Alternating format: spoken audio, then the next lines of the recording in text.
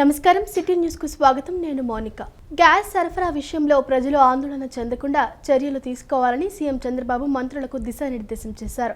పలువురు మంత్రులతో ముఖ్యమంత్రి చంద్రబాబు టెలికాన్ఫరెన్స్ నిర్వహించారు. ప్రస్తుత పరిస్థితిని మంత్రి పయ్యావుల కేశవ్ ముఖ్యమంత్రికి వివరించారు. రాష్ట్ర ప్రభుత్వ పరంగా ఏం చేయాలో, ఎంత చేయాలో అంతా చేయాలని సీఎం సూచించారు. రాష్ట్రంలో గ్యాస్ సరఫరాపై పలువురు మంత్రులతో ముఖ్యమంత్రి చంద్రబాబు నాయుడు టెలికాన్ఫరెన్స్ నిర్వహించారు. ఈ సమావేశంలో గ్యాస్ సరఫరా అంశంపై వివరంగా చర్చించారు. ప్రస్తుత పరిస్థితులను ముఖ్యమంత్రికి మంత్రి పయ్యావుల కేశవ్ వివరించారు. ఉదయం 11:30 గ్యాస్ సరఫరా అంశంపై ఏర్పాటైన మంత్రుల సబ్ కమిటీ భేటీ అవుతున్నట్లు సీఎంకు మంత్రులు తెలియజేశారు.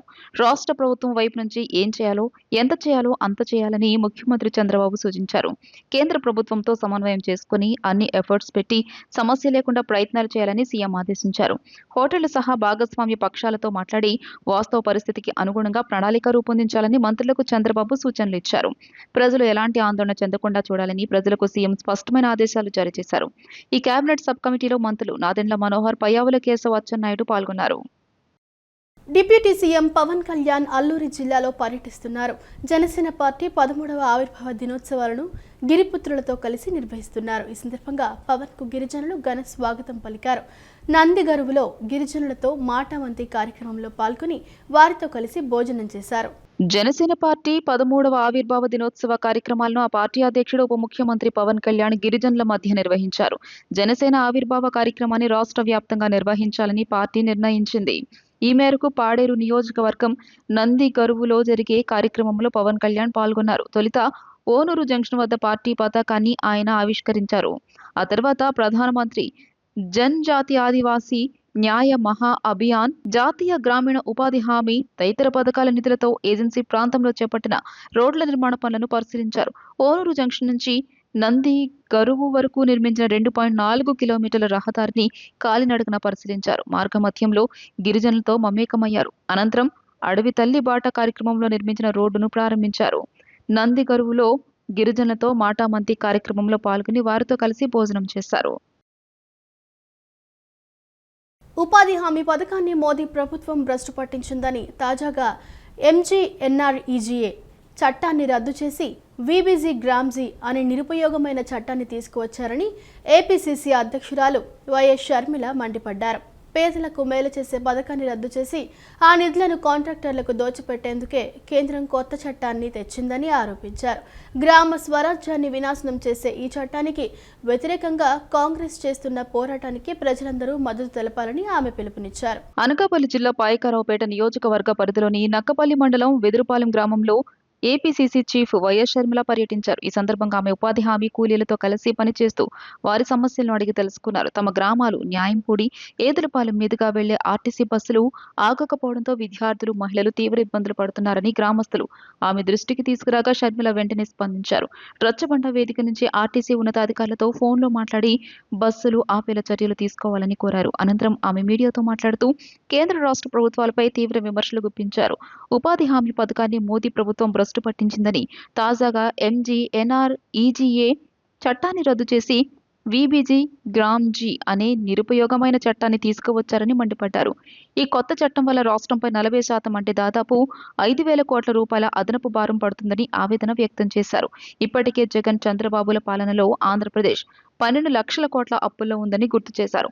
గడిచిన ఏడాది కాలంలో రాష్ట్రంలో 18.5 లక్షల జాబ్ కార్డులను తొలగించారని, 125 రోజుల పని కల్పన అనేది పచ్చి మోసమని ఆమె విమర్శించారు. పేదలకు మేలు చేసే పథకాన్ని రద్దు చేసి ఆ నిధులను కాంట్రాక్టర్లకు దోచిపెట్టేందుకే కేంద్రం ఈ కొత్త చట్టాన్ని తెచ్చిందని ఆరోపించారు. గ్రామ స్వరాజ్యాన్ని వినాశనం చేసే ఈ చట్టానికి వ్యతిరేకంగా కాంగ్రెస్ చేస్తున్న పోరాటానికి ప్రజలందరూ మద్దతు తెలపాలని, పాత ఉపాధి హామీ చట్టాన్ని వెంటనే పునరుద్ధరించాలని షర్మిల డిమాండ్ చేశారు. ఉపాధి హామీ పని చాలా మందికి ఉపాధినిస్తుంది, చాలా మందికి పనినిస్తుంది, ఆ పని చేసినందుకు చాలా మందికి వేతనాలు ఇస్తుంది. ఇలా ఉపాధి హామీ పని ఇప్పటికీ 20 సంవత్సరాలు అయింది మొదలై. కానీ ఈ పథకము కాంగ్రెస్ పార్టీ అధికారంలో ఉన్నప్పుడు పేదవాళ్ళకి గ్రామాలలో పని ఉండాలి, పని కల్పించాలి, పని లేక వలసలు వెళ్ళిపోతున్నారు, భార్య బిడ్డల్ని వదిలి వెళ్లే పరిస్థితి ఉండకూడదు, ఉపాధినివ్వాలి, దాని ద్వారా నిరుద్యోగమైన వలసలైనా తగ్గించాలి అన్న ఉద్దేశంతో కాంగ్రెస్ పార్టీ తెచ్చిన పథకమే ఈ గ్రామాలలో జరుగుతున్న ఉపాధి హామీ పని. ఈ పథకం వచ్చినాకనే వలసలు తగ్గినాయి. ఎందుకంటే కనీసం 100 రోజుల పాటు పని కల్పిస్తుంది ప్రభుత్వం, దానికి తగ్గట్టుగా డబ్బులు ఇస్తుంది ప్రభుత్వం. కానీ రాజశేఖర రెడ్డి గారు ఉన్నప్పుడు, కాంగ్రెస్ పార్టీ అధికారంలో ఉన్నప్పుడు బాగా నడిచిన ఈ పథకము, కాంగ్రెస్ పార్టీ అధికారంలో ఉన్నప్పుడు ఈ పథకం మొదలు పెట్టారు. రాజశేఖర రెడ్డి గారు అయితే ఎంత బాగా నడిపారంటే ఈ పథకాన్ని, ఆ రోజుల్లో ఆటో ఛార్జీలు కూడా ఇచ్చేవాళ్ళు ఉపాధి పనికి రావటానికి. ఇబ్బందులు ఏమిటో, ఈ పని మీకు ఎంత అవసరమో బీజేపీ ఇప్పుడు ఏమంటుందంటే ఈ పథకాన్ని మొత్తానికే మార్చేస్తున్నాము అని కూడా చెప్తుంది. అంటే ఈ పథకాన్ని ఎత్తేస్తుందేమో కూడా భయమేస్తుంది మాకు. అందుకే ఈరోజు గ్రామాలలో మేము తిరుగుతున్నాం. ఈ పథకం మీద అవగాహన పెంచితే ఈ పథకానికి ఏ లోటు రాకుండా మళ్ళీ రాజశేఖర రెడ్డి గారు ఉన్నప్పుడు ఎంత బాగా జరిగిందో అంత బాగా జరగాలని డిమాండ్ చేస్తూనే ఈ పథకానికి రక్షణ కోసమే మేము తిరుగుతున్నాం. కృత్రిమ మేధస్సు ఎంతో వేగంతో అభివృద్ధి చెందుతున్న విద్యార్థులు తమ సొంత మేధస్సు, విమర్శనాత్మక ఆలోచన దృక్పథంపై విశ్వాసం కోల్పోకూడదని గవర్నర్ ఎస్ అబ్దుల్ నజీర్ సూచించారు. డిగ్రీ అనేది కేవలం ఒక అర్హత పత్రం మాత్రమే కాదు, అది వ్యక్తిత్వం, సామర్థ్యం, నైతిక విలువలకు ప్రతిబింబమని అన్నారు. కృత్రిమ మేధస్సు అభివృద్ధి జీవితంలోని అనేక రంగాల్లో మార్పు తెస్తుందని గవర్నర్ పేర్కొన్నారు. కృత్రిమ మేధస్సు ఎంతో వేగంతో అభివృద్ధి చెందుతున్న విద్యార్థులు తమ సొంత మేధస్సు, విమర్శనాత్మక ఆలోచన దృక్పథంపై విశ్వాసం కోల్పోకూడదని గవర్నర్ ఎస్ అబ్దుల్ నజీర్ సూచించారు. ఇప్పటికీ మానవ మేధస్సుకే అగ్రతాంబూలమన్నారు. యోగి వేమన విశ్వవిద్యాలయం స్నాతకోత్సవం కడపలో శుక్రవారం జరిగింది. ఛాన్సలర్ హోదాలో ముఖ్య అతిథిగా హాజరైన గవర్నర్ మాట్లాడుతూ, భారతీయ జ్ఞాన వ్యవస్థలు కేవలం అక్షరాలే కావని అవి జీవిత సవాళ్లను ధైర్యంగా ఎదుర్కొనే శక్తినిచ్చే అస్త్రాలన్నారు. డిగ్రీ అనేది కేవలం ఒక అర్హత పత్రం మాత్రమే కాదు, అది వ్యక్తిత్వం, సామర్థ్యం, నైతిక విలువలకు ప్రతిబింబమని విద్యార్థులకు సూచించారు. జీవితంలో ఫెయిల్యూర్స్ ఉంటాయని వీటిని అధిగమించేందుకు పట్టుదలే సోపానంగా ఉండాలన్నారు. దీనికి క్రికెటర్ సంజీవ్ శాంసన్ ఉదాహరణ అన్నారు. మాజీ రాష్ట్రపతి ఏపీజే అబ్దుల్ కలాం మాటలు స్మరిస్తూ, స్వప్నం అంటే నిద్రలో వచ్చేది కాదు, మిమ్మల్ని నిద్రపోనివ్వకుండా చేసే సంకల్పమని విద్యార్థులకు స్ఫూర్తినిచ్చారు. విద్యార్థులు మరింత నైపుణ్యం, సృజనాత్మకతతో పోటీ ప్రపంచంలో సవాళ్లను ఎదుర్కొనేలా తమను తాము తీర్చిదిద్దుకోవాలన్నారు. భవిష్యత్తుకు అవసరమైన నైపుణ్యాలను పెంచుకునేందుకు ఆధునిక సాంకేతికతపై దృష్టి పెట్టాల్సిన అవసరం ఉందన్నారు. కృత్రిమ మేధస్సు అభివృద్ధి జీవితంలోని అనేక రంగాల్లో మార్పు తెస్తుందని గవర్నర్ పేర్కొన్నారు.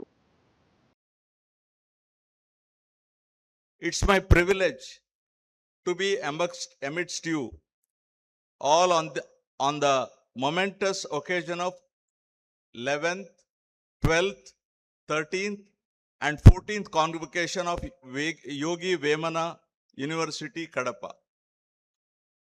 I congratulate Dr. Kota Harinarayan Garu, recipient of the honoris causa, awardees of gold medals and various degrees conferred by the university in today's convocation. I am happy to be here in Kadapa, a region with a rich historical past and the land of eminent saints, philosophers, poets, intellectuals, and freedom fighters. Known for its renowned pilgrimage centers and splendid tourist destination, the region has gained a special place in the annals of history. It has been a hub for cultural and linguistic patronage. Kadapa stands as an epitome of religious harmony and confluence of unwavering faiths, with three holy worship places of worship: Duvuni Kadapa, Bade Dargah, and St. Mary's Cathedral. Hope I'm right. The rich mineral wealth of Kadapa places it in a prominent position on the global map.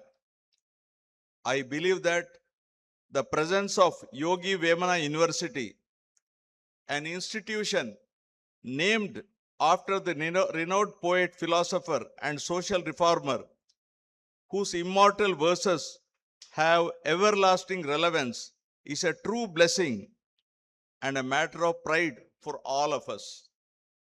The rich tribute to Yogi Vemana is to nurture humanity's values and promote morality, equality, social justice, and progressive thinking in tune with thoughts and visions expressed in a simple yet striking language. ప్రజల ఆరోగ్యానికి హాని కలిగించే కల్తీ మద్యంపై ఉక్కుపాదం మోపాలని మంత్రి కొల్లు రవీంద్ర సూచించారు. రానున్న కాలంలో 20 లక్షల మందికి ఉపాధి కల్పించడమే లక్ష్యంగా పెట్టుకుందన్నారు. ఈ సందర్భంగా ఎక్సైజ్ శాఖలో నూతనంగా ఎంపికైన 150 మందికి నియామక పత్రాలు అందజేశారు. ప్రజల ఆరోగ్యానికి హాని కలిగించే కల్తీ మద్యంపై ఉక్కుపాదం మోపాలని మంత్రి కొల్లు రవీంద్ర సూచించారు. ప్రభుత్వానికి ప్రజలకు వారధిగా ఉన్న ఎక్సైజ్ ఎస్ఏలు ఉద్యోగ నిర్వహణలో నిజాయితీగా నిష్పక్షపాతంగా ఉండాలని కోరారు. నూతనంగా ఎంపికైన ప్రొహిబిషన్ అండ్ ఎక్సైజ్ సబ్ ఇన్స్పెక్టర్లకు విజయవాడలో నియామక పత్రాల పంపిణీ కార్యక్రమం నిర్వహించారు. ఈ సందర్భంగా మంత్రి మాట్లాడుతూ కూటమి ప్రభుత్వం రానున్న కాలంలో 20 లక్షల మందికి ఉపాధి కల్పించడమే లక్ష్యంగా పెట్టుకుందన్నారు. అనంతరం ఎక్సైజ్ శాఖలో నూతనంగా ఎంపికైన 150 మందికి నియామక పత్రాలు అందజేశారు. కార్యక్రమంలో excise commissioner Chamakuri Sridhar, enforcement విభాగాధిపతి రాహుల్ దేవ్ శర్మ, అదనపు కమిషనర్ అనసూయాదేవి అధికారులు పాల్గొన్నారు. రాజధాని అమరావతిలో రోడ్ల నిర్మాణ పనులు ప్రస్తుతం అత్యంత వేగంగా జరుగుతున్నాయని మంత్రి నారాయణ వెల్లడించారు. విజయవాడ, గుంటూరు నగరాల నుంచి అమరావతికి చేరుకునేందుకు అవసరమైన కనెక్టివిటీని పెంచుతున్నామని ఆయన స్పష్టం చేశారు. వచ్చే 6 నెలల్లోగా పనులన్నీ పూర్తి చేసి ప్రజలకు అందుబాటులోకి తీసుకువస్తామని మంత్రి హామీ ఇచ్చారు. రాజధాని ప్రాంతంలో రవాణా సౌకర్యాలను మెరుగుపరిచే దిశగా రాష్ట్ర పురపాలక శాఖ మంత్రి నారాయణ కీలక చర్యలు చేపట్టారు. ఇందులో భాగంగా తుళ్లూరు నుంచి తాడికొండ వరకు ఉన్న రహదారిని ఆర్ఎండ్బి అధికారులతో కలిసి ఆయన స్వయంగా పరిశీలించారు. గుంటూరు నుంచి రాజధాని అమరావతికి వచ్చే దారిలో రోడ్డు పూర్తిగా దెబ్బతినడం వల్ల తీవ్ర ఇబ్బందులు పడుతున్నామని వాహనదారులు ఫిర్యాదు చేయడంతో మంత్రి ఈ పర్యటన చేపట్టారు. ఈ సందర్భంగా మంత్రి నారాయణ మాట్లాడుతూ రాజధాని అమరావతిలో రోడ్ల నిర్మాణ పనులు ప్రస్తుతం అత్యంత వేగంగా జరుగుతున్నాయన్నారు. విజయవాడ, గుంటూరు నగరాల నుంచి అమరావతికి చేరుకునేందుకు అవసరమైన కనెక్టివిటీని పెంచుతున్నామని ఆయన స్పష్టం చేశారు. తాడికొండ నుంచి రాయపూడి వరకు ఉన్న రోడ్డు ప్రస్తుతం అత్యంత అధ్వానంగా ఉందని, రాజధాని పనులు జోరుగా సాగుతుండటంతో భారీ వాహనాల రాకపోకల వల్ల ఈ రహదారి దెబ్బతిందని వివరించారు. ఈ రోడ్డు నిర్మాణానికి సంబంధించి ఆర్ఎండ్బి శాఖ ఇప్పటికే టెండర్ల ప్రక్రియను పూర్తి చేసిందని, వచ్చే 6 నెలల్లోగా పనులన్నీ పూర్తి చేసి ప్రజలకు అందుబాటులోకి తీసుకువస్తామని మంత్రి హామీ ఇచ్చారు. అమరావతి రాజధానిలో ఏదైతే ఈరోజు క్యాపిటల్ సిటీలో వర్క్ జరుగుతున్నాయో ఎంతో వేగవంతంగా అటు ట్రంక్ రోడ్స్ 360 కిలోమీటర్లు కానీ, లేఅవుట్స్ రోడ్స్ 1500 కిలోమీటర్స్ కానీ, అధికార భవనాలు 4026 కానీ, అదేవిధంగా 5 iconic towers, administrative iconic towers కానీ, అసెంబ్లీ 250 మీటర్ల హైట్ ఉండే అసెంబ్లీ కానీ, 7 అంతస్తుల హైకోర్టు భవనం కానీ, అదేవిధంగా గవర్నర్స్ యొక్క బంగ్లా కానీ, అదేవిధంగా జ్యుడిషియల్ అకాడమీ బిల్డింగ్ కానీ, ఇవన్నీ కూడా ఎంతో వేగవంతంగా జరుగుతున్నాయి. అయితే ఇంత వర్క్ జరిగేటప్పుడు ఇక్కడ దాదాపు 30,000 మంది ఈరోజు వర్క్ చేస్తున్నారు. అటు డిపార్ట్మెంట్ వాళ్ళు కావచ్చు, లేబర్ కావచ్చు, బయలుదారులు కావచ్చు, రకరకాల డిఫరెంట్ వింగ్స్, దాదాపు 30,000. అనేక వెహికల్స్, 1-2 కాదు, 30,000 మంది వర్క్ చేసేటప్పుడు, ఎందుకంటే మేజర్గా వర్క్ అనేది ఇక్కడ ట్రంక్ రోడ్స్, లేఅవుట్స్ రోడ్స్ ఉన్నప్పుడు ఎక్కువగా గ్రావెల్ కావచ్చు, డిఫరెంట్ సాయిల్స్ని తీసుకురావటం. దానివల్ల ఏంటంటే కొన్ని రోడ్లు యాక్చువల్గా డ్యామేజ్ అయినాయి. పర్టికులర్గా ఏదైతే తాటికొండ, పెద్దపరిమి, తుళ్ళూరు, తర్వాత రాయపూడి ఈ విలేజ్లో ఉన్న రోడ్డు చాలా డ్యామేజ్ అయింది. దాన్ని యాక్చువల్గా లోకల్గా ఉన్న ప్రజాప్రతినిధులు అడగటం, దాని మీద యాక్చువల్గా టెండర్ పిలిచారు ఆర్ఎండ్బి వాళ్ళు యాక్చువల్గా ఆ వర్క్ టేకప్ చేయడానికి. దాన్ని యాక్చువల్గా ఈరోజు డిపార్ట్మెంట్ వాళ్ళతోనూ ప్రజాప్రతినిధులతోనూ ఇన్స్పెక్షన్ చేయడానికి వచ్చాను. నిజంగా చాలా డ్యామేజ్ అయింది.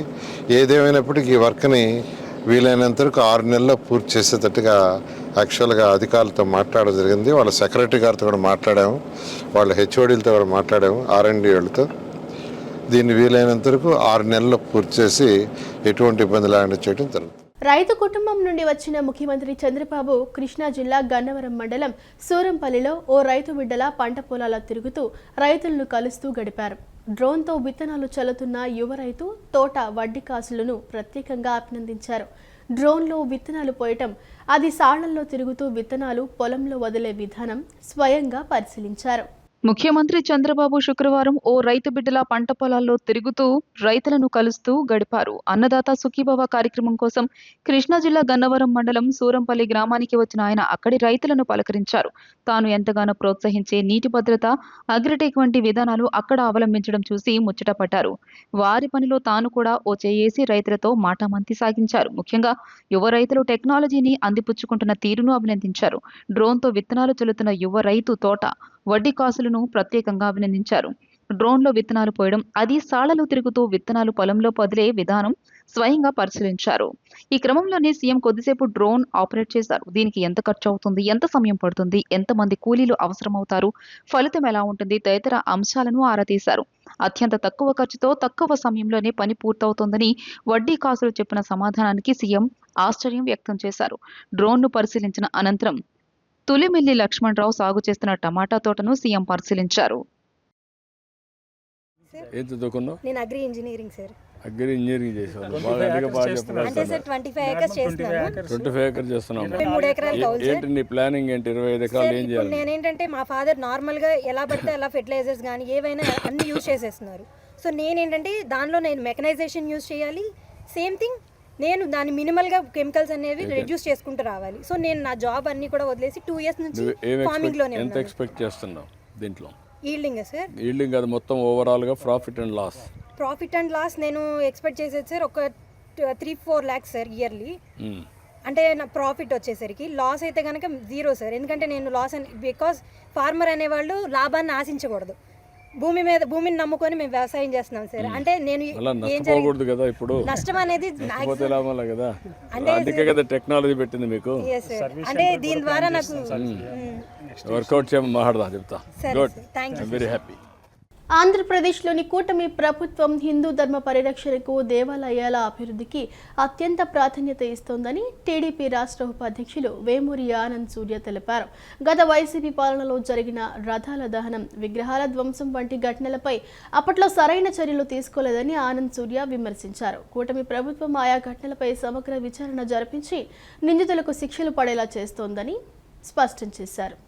ఆంధ్రప్రదేశ్లోని కూటమి ప్రభుత్వం హిందూ ధర్మ పరిరక్షణకు, దేవాలయాల అభివృద్ధికి అత్యంత ప్రాధాన్యత ఇస్తోందని టీడీపీ రాష్ట్ర ఉపాధ్యక్షులు వేమూరి ఆనంద్ సూర్య తెలియజేశారు. మంగళగిరిలోని పార్టీ కేంద్ర కార్యాలయంలో జరిగిన విలేకరుల సమావేశంలో ఆయన మాట్లాడుతూ, గత ప్రభుత్వ హయాంలో నిర్లక్ష్యానికి గురైన ఆలయాలకు ప్రస్తుతం పూర్వవైభవం వస్తోందని పేర్కొన్నారు. ముఖ్యంగా దేవాలయాల్లో అన్య మతస్థుల ప్రమేయం లేకుండా కఠిన చర్యలు తీసుకోవడంతో పాటు ఆలయాల అభివృద్ధి కోసం దేవాదాయ, అటవీ, పర్యాటక శాఖల మంత్రులతో కూడిన సంయుక్త కమిటీని ప్రభుత్వం ఏర్పాటు చేసిందని వెల్లడించారు. కూటమి ప్రభుత్వం చేపట్టిన ప్రధాన కార్యక్రమాలను ఆయన ఈ సందర్భంగా వివరించారు.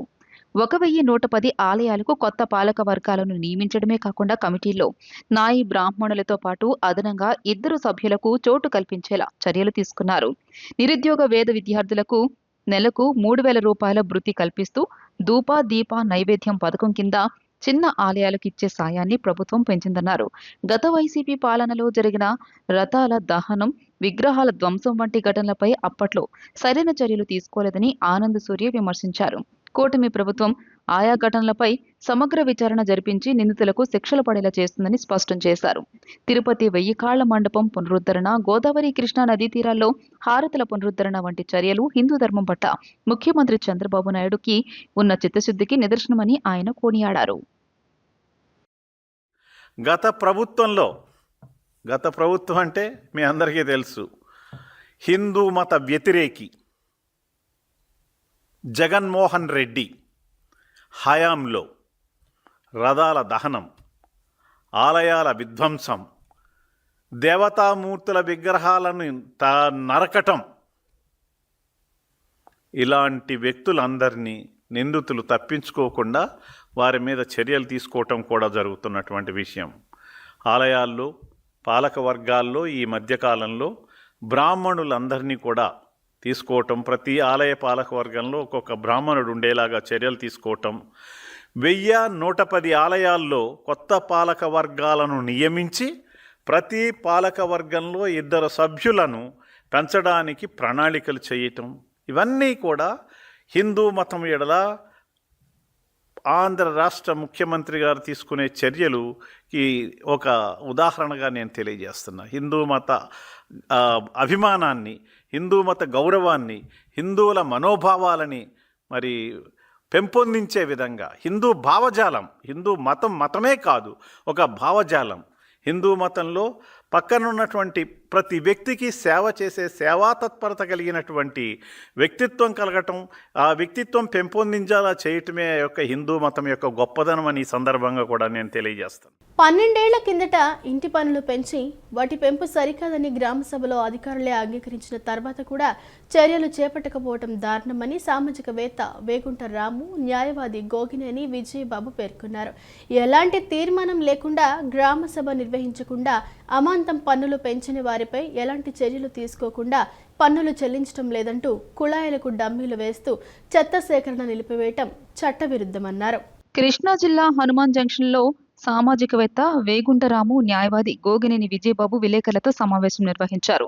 బాపులపాడు గ్రామ పంచాయతీ పరిధిలో నిర్బంధ పన్నుల వసూళ్లకు పాల్పడటం, నోటీసులు జారీ చేయడంపై తీవ్ర అభ్యంతరం వ్యక్తం చేశారు. 12 ఏళ్ల నుంచి పన్నులు తగ్గించమని పోరాటాలు చేస్తూ వినతి పత్రాలు సమర్పిస్తూనే ఉన్నామని, ఉన్నతాధికారులు సైతం కమిటీలు వేసి ఇంకా ఎలాంటి నిర్ణయం ప్రకటించలేదన్నారు. అలాంటప్పుడు పన్నులు ఎలా వసూలు చేస్తారని ప్రశ్నించారు. ఎలాంటి తీర్మానం లేకుండా గ్రామ సభ నిర్వహించకుండా అమాంతం పన్నులు పెంచిన వారిపై ఎలాంటి చర్యలు తీసుకోకుండా పన్నులు చెల్లించడం లేదంటూ కుళాయిలకు డమ్మీలు వేస్తూ చెత్త సేకరణ నిలిపివేయడం చట్టవిరుద్ధమన్నారు. దీనిపై తాము న్యాయ పోరాటానికి దిగామని, ఇప్పటికే పంచాయతీరాజ్ అధికారులకు లీగల్ నోటీసులు పంపామని, ఉన్నతాధికారులు స్పందించి అసంబద్ధ విధానంలో పెంచిన పన్నులు తగ్గించేలా తగు చర్యలు తీసుకోవాలని, లేకుంటే హైకోర్టును ఆశ్రయిస్తామన్నారు. కేశవరెడ్డి గారు ఇది వాస్తవేనని చెప్పి 1000 మందికి అక్రమంగా 100% నుంచి 1000% వరకు ఎటువంటి బేస్ లేకుండా పెంచిన మాట వాస్తవాన్ని ఈ రిపోర్టు తయారు చేసి కమిషనర్కి, అప్పుడు ఉన్నటువంటి కలెక్టర్కి, అధికారులకు పంపించారు. ఇదే రికార్డు. అలా దీనివల్ల ప్రజలు గత 12 సంవత్సరాల నుంచి కంటిన్యూగా ఆ పెంచిన ఇష్టార్జిత దానికి ఒక బేస్ లేదు, దానికి ఒక చట్టం లేదు, దానికి ఒక అసెస్మెంట్ లేదు, లేకుండా పెంచారు. ఎవరికి మీద కోపం ఉంటే వాళ్ళ మీద ఎక్కువ వేసేది. ఈ విధంగా వాళ్ళు కష్టసాధింపు ధోరణితో పాటు అక్రమాలకు పాల్గొనే విధంగా దాన్ని తీసుకొచ్చారు. ఇప్పుడు అది ప్రజలకి పెనుభారమైంది. గత 11 సంవత్సరాల నుంచి అధికారికి నేను ఎన్నో విన్నపాలు చేశాను. చీఫ్ మినిస్టర్ గారికి కూడా దీని మీద ఎంక్వైరీ చేయమన్నప్పుడు చీఫ్ మినిస్టర్ గారు, కమిషనర్ అప్పుడు రామాంజలి గారు దీని మీద అధికారులని ఆదేశించి దీన్ని ఎంక్వైరీ చేయమంటే డిపిఓ గారు వచ్చి రికార్డులన్నీ చెక్ చేశారు. అట్లాగే తర్వాత అప్పుడు ఉన్నటువంటి డిఎల్పిఓ కూడా దాని మీద వస్తే అప్పుడు ఆ రోజు అతన్ని బంధించి అక్కడ ఆపేసి ఆ రికార్డులన్నింటినీ కూడా మళ్ళీ వెనక్కి పట్టుకెళ్ళలేకుండా చేశారు. అప్పుడు ఇవన్నీ చేసినా కూడా మేము పోరాటం ఆపలేదు. వారికి ఇస్తూ నేను కాపీ కలెక్టర్ గారికి, కమిషనర్ గారికి, డిపిఓ గారికి కూడా పంపించడం జరిగింది. ఇది నేను ఇచ్చిన నోటీసు. ఇది ఇట్లుండగా ఈ ట్యాక్స్ అబ్నార్మల్ హైక్ ఎలా అయింది అన్నదానికి ఫర్ ఎగ్జాంపుల్గా హనుమాన్ జంక్షన్లో 25-26 నడిచే కరెంట్ ఇయర్కి అపార్ట్మెంట్ ట్యాక్స్ చూడండి 11,704 రూపాయలు. ఇదే ట్యాక్స్ పెరుగుతూ వచ్చింది, ఇంక్రీజ్ అవుతూ వచ్చిన as on today 25-26 running current ఇయర్కి 11,704 రూపాయలు వేశారు అపార్ట్మెంట్.